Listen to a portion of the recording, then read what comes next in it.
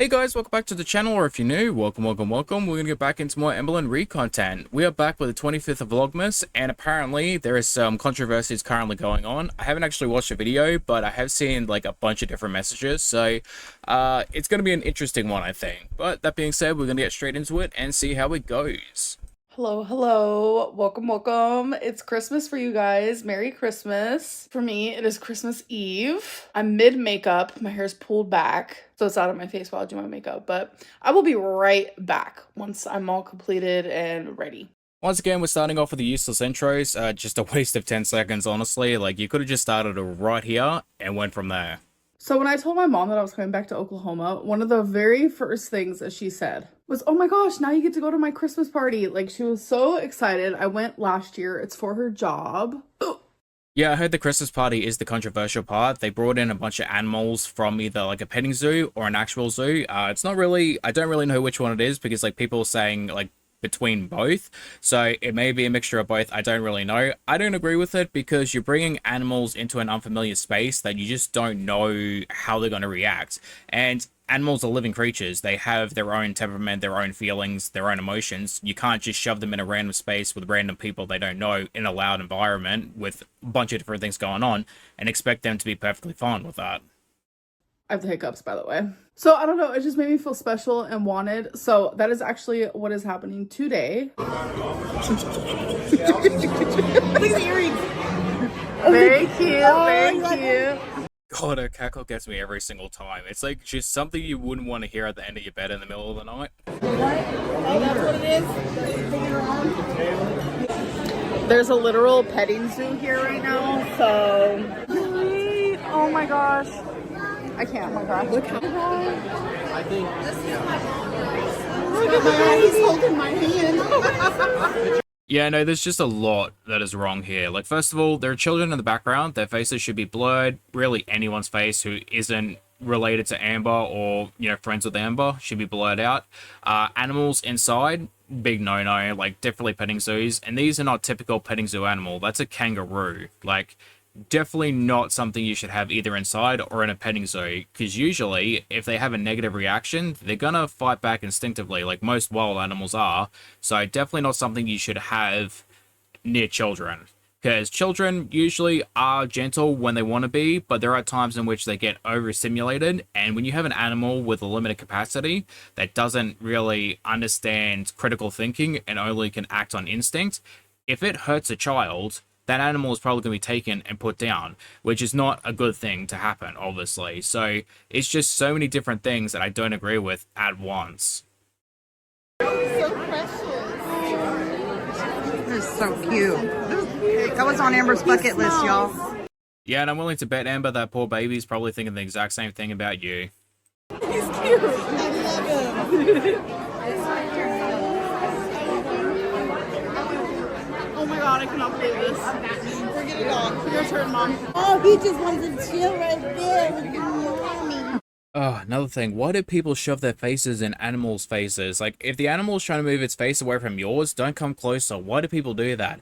On top of that, if an animal tries to run away from you, why do people instinctively want to chase it? Like, that makes no sense to me. Why do people want to instinctively chase an animal that is running away from you? That's the same as something larger than you chasing you. Imagine a brown bear chasing you. Do you want it to follow? No, obviously not. Don't do that.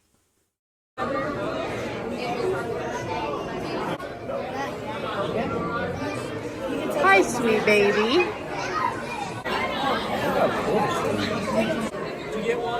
Oh, thank you. Merry Christmas. Merry Christmas. What is that? An otter, baby. Yeah, they're very cat-like. Yeah, much better than So so sweet. playful. Otters are very cute. They're very intelligent. They can use tools to open things up, but like they're very sadistic animals, along with just plenty of animals in general. I mean, that really comes down to like putting human morality on wild animals, which a lot of wild animals don't understand the concept of consent and stuff like that. So like, very cute, very sadistic at the same time. Oh my god. And just little nibs, little love bites. Oh, you are so cute. I just cannot. Amber, you're gonna want one. Oh, I already do. Oh my, Oh, You have my the choker. toy. she is so fun. Oh my gosh. She's so lovable. She likes my choker. Yes. I know that I said otters are sadistic, but I didn't know that it was going to go for the choker. It's trying to end the series early. She likes anything to sweet. Look. In her mouth. Oh, you're so sweet. Oh my gosh. Goodness. Oh my goodness. Playing just like a kitten. Yep, I need one right now. Thank you. Well, you know what they say, animals' personalities often reflect their owners' personalities, and, you know, otters don't understand consent, and, I mean, neither does Amber. That was probably the most precious thing I've ever done. Yes. In a long, Oh long my while. gosh, you are so sweet. How do you not smile from that? That thing. What? Hi, little guy. How are you? Dude, look at that poor thing in that tiny enclosure. It's got nowhere to really go and hide. It didn't feel like I'd expected it.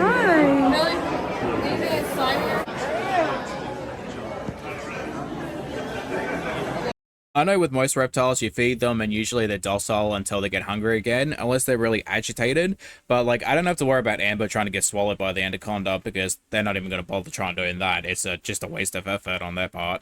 Oh my gosh. Oh my gosh. Wow. Oh my God, Amber, you got it. You want to try it? Absolutely not. No? Did you hold the kangaroo? I cannot do that, Amber. I'm literally hold the kangaroo. Yeah. Alright. Oh my God, Amber.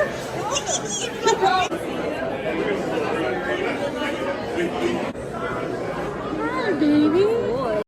Dude, like, the snakes and stuff are bad enough, but on top of that, you add in a bloody lemur and kangaroo. Like, those are definitely not animals you want around children, because, like, they are usually pretty docile and very good animals, but they can just have one particular moment, and that's all it takes. How old's this? Look, see, it's looking around, it's freaking out because it's got 3 different people in its close vicinity touching it. Like, it's so goddamn worried. Why would anyone want to do this? Like, dude.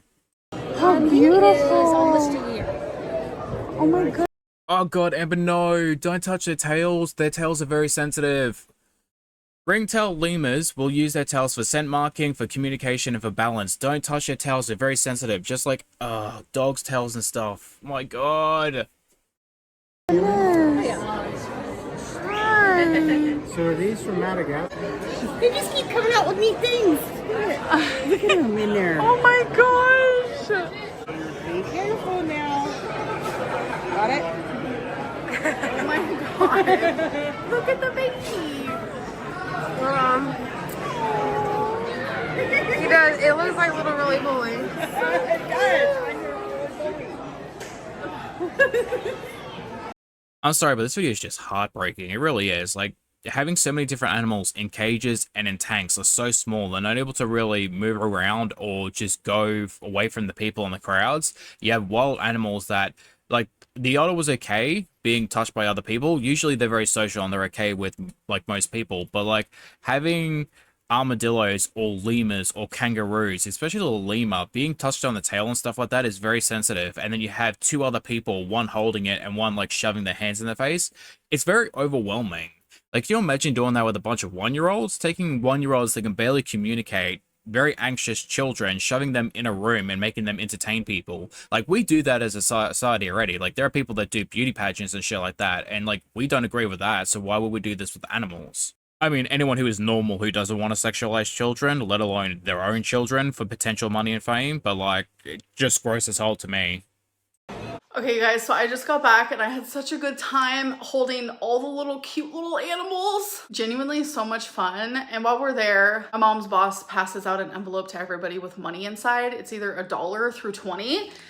And my envelope had 20.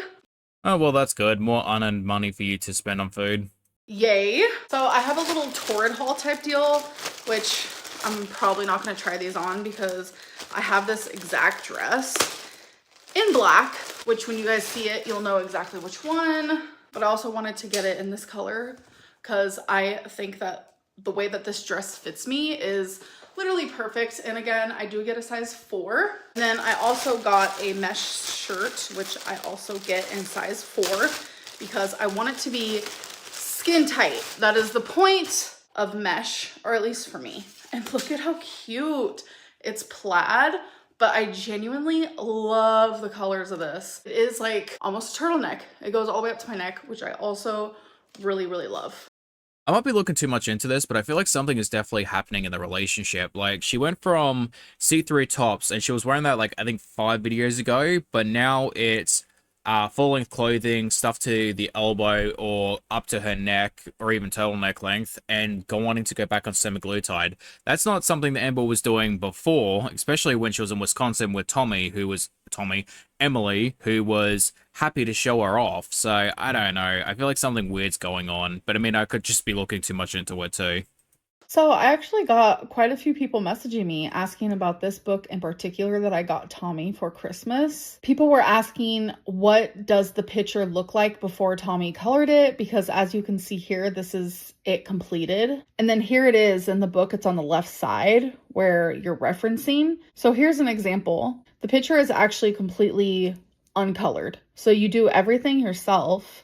I'm not gonna lie, I do actually like them myself. Not the coloring aspect, but the illustration. I think they're called like botanical illustrations, and you get both like animals and flowers, the descriptions, because I've seen them in like novelty stores or like collector stores. They are expensive. They range from like $20 all the way up to about 80 to 100, depending on like the larger ones or like how many you want, or they got sales and stuff like that. Usually in the cities, but you have to go pretty far out, a couple hours from where I am. But they've got some really nice ones that I would definitely get. I just probably wouldn't want to sink a bunch of money into it though, because I know if I start, I won't stop. I'm shocked with how many people were interested in this, so I definitely wanted to put it in a vlog in case more people were interested. But yeah, it's really fun for people who are like into coloring and referencing other photos and just trying to learn more artistic ways of coloring things. Okay, so I put my hair up because it was a lot. So, okay, does anyone else have that issue when you know that you have plans for multiple days in a row, like trying to figure out your outfits? I don't know what it is for me, but it's just like I can't stop thinking about it. So I know for sure. Honestly, no. Mostly because I just don't have a style other than jeans and graphic t-shirts. Like, I only have one pair of shoes, basically the same pair of jeans. I mean, I got some varying different colors and different styles, but they're pretty much all the same. Graphic t-shirts, gaming and anime ones, so not really. The only time I ever change it up is if it's wintertime and it's a bit cold, I'll throw a jumper on, but even there, that's a rare occasion for me. I think I'm either gonna wear this rhinestone mesh on either Christmas, which is tomorrow, or my birthday, which is in like 3 days. So I'm celebrating some of my birthday on the 26th, but then also my birthday on the 27th, which is my actual birthday. Amber, please, for the love of God, do not give your grandmother a heart attack by going in a bra and a mesh top. Like, wear something underneath it, please. You're gonna kill her. And I know, whoops, for one of the days, I also want to wear my new cardigan with the cute little, I was gonna say flowers. Those are not flowers, Amberlynn. Those are hearts. I'm trying to plan like my outfits in advance, which I do that. I don't know what it is. Who wants to bet Amber is going to write it down in that stupid day planner? $70 and she's going to be writing down what she's going to be wearing for the next couple days. People ask why I don't use the top ones. I do. I'm just so short. I have to go on my tippy toes to reach. And then New Year's is also coming up, which I might just wear this guy because it gives New Year's. I'm not sure I'm doing anything on that day. Maybe I'll live stream if I end up not doing something. You never know. That's going to be amazing. A drunk Amberlynn live stream to watch. I'm not going to lie. I was going to take a nap because I really didn't get much sleep last night. But instead, I'm like, let's plan outfits. But Amber, you don't take naps. You said it yourself. You never nap. You never nap.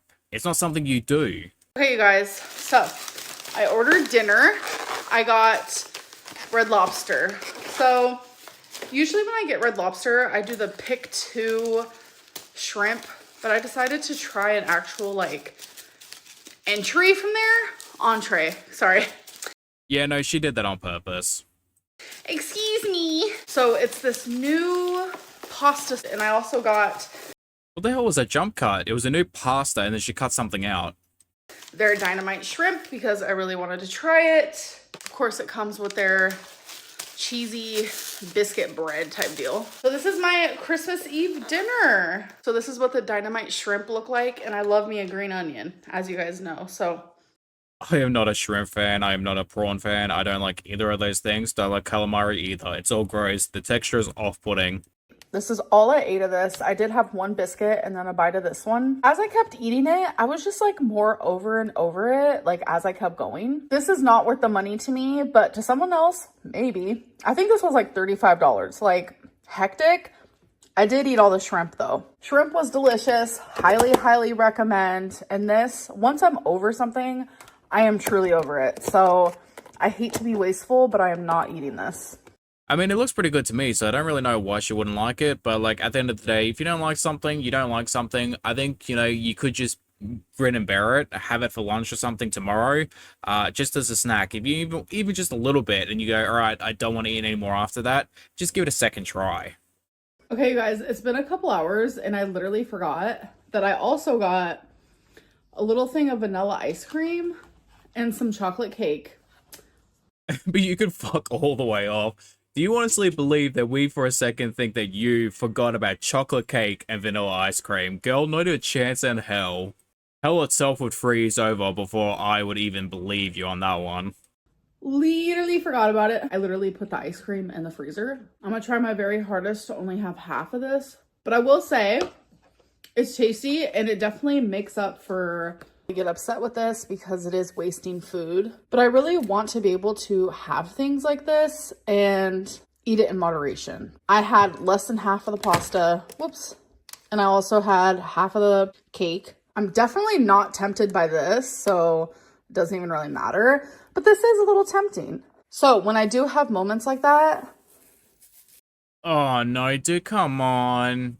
Seriously, like, I understand not wanting to be tempted, but do you have to really throw a bunch of salt on it? First, you're wasting the food, and you're wasting salt. Like, that's just a waste of so much stuff. You're not going to tell me for a second that if you throw something in the bin, which, again, wasteful, that you're going to go into that bin and dig it out and eat it. You can't tell me you're going to do that in the middle of the night. Actually, I wouldn't be surprised. Like, that would definitely be something I feel like Amber would do. But, like, seriously, you can't tell me that you're going to do that, right? Of course, salt. Why not? Some people use dish soap. Some people do hot sauce. It's okay. Some people eat leftovers. To have these foods in moderation, even if you don't trust yourself fully with them.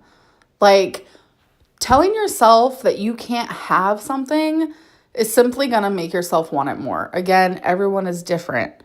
That's what impulse training comes into play, Amber. You can't simply just go, all right, I'm going to salt anything and everything because I don't want to have leftovers because I'll eat it.